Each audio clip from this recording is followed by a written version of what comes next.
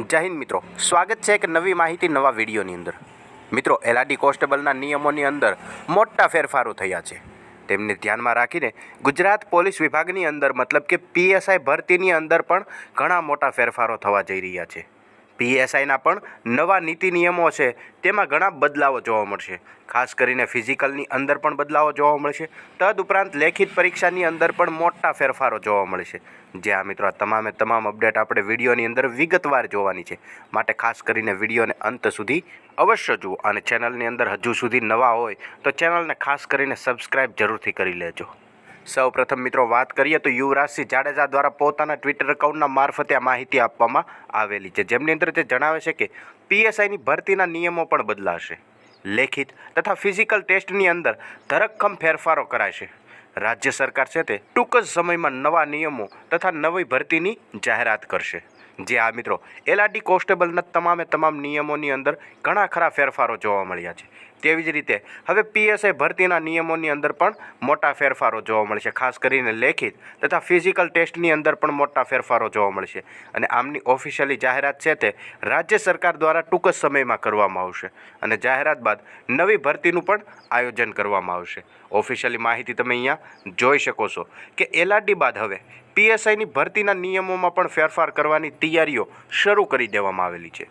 જે આ મિત્રો પીએસઆઈની પરીક્ષામાં એલઆરડીની જેમ જ વજનનો જે માપદંડ છે તેમને હટાવી દેવામાં આવશે। માત્ર એટલું જ નહીં, દોડમાંથી માર્કિંગ સિસ્ટમ પણ દૂર કરી દેવામાં આવશે। તેમજ ફિઝિકલ પરીક્ષા લેવામાં તો આવશે, પણ તે માત્ર ક્વોલિફાઈંગ જ પરીક્ષા હશે। જે આ મિત્રો ફિઝિકલ પરીક્ષાની અંદર પણ માર્કિંગ સિસ્ટમ છે તેમને દૂર કરી દેવામાં આવશે। તદુપરાંત નિયત સમયમાં માત્ર ને માત્ર ગ્રાઉન્ડ તમારે પાસ કરવાનું હશે, એટલે કે ખાલી ક્વોલિફાય જ પરીક્ષા હશે। અને એલઆરડીની અંદર જે વજનનું માપદંડ છે તેમને હટાવી દેવામાં આવ્યું, તેવી જ રીતે પીએસઆઈની અંદર પણ વજન માપદંડ હટાવી દેવામાં આવશે। આટલા નિયમોની અંદર સુધારા થવાની શક્યતાઓ પૂરેપૂરી દર્શાવાઈ રહી છે। તદુપરાંત લેખિત પરીક્ષામાં પણ ધરખમ ફેરફારો જોવા મળશે। જે આ મિત્રો એલઆરડી કોન્સ્ટેબલની અંદર પણ લેખિત પરીક્ષાની અંદર મોટા ફેરફારો થયા છે। તેવી જ રીતે પીએસઆઈની વાત કરીએ તો પીએસઆઈમાં 400 માર્કને બદલે હવે 300 માર્કની પરીક્ષા લેવામાં આવશે। જે આ મિત્રો પીએસઆઈની અંદર જે મેન્સ એક્ઝામ છે તે 400 માર્કની લેવામાં આવતી હતી, એના બદલે હવે 300 માર્કની પરીક્ષા લેવામાં આવશે અને આ પરીક્ષામાં 200 માર્કનું ઓબ્જેક્ટિવ હશે અને 100 માર્કની ડિસ્ક્રિપ્ટિવ પરીક્ષા યોજાશે। આ અંગે સરકાર છે તે આગામી 10 જ દિવસની અંદર સત્તાવારી જાહેરાત પણ કરી દેશે અને ત્યારબાદ નવી ભરતીની પણ જાહેરાત થઈ શકે છે। જે આ મિત્રો એલઆરડી બાદ પીએસઆઈની અંદર પણ મોટા ફેરફારો થવાની શક્યતાઓ દર્શાવવામાં આવેલી છે।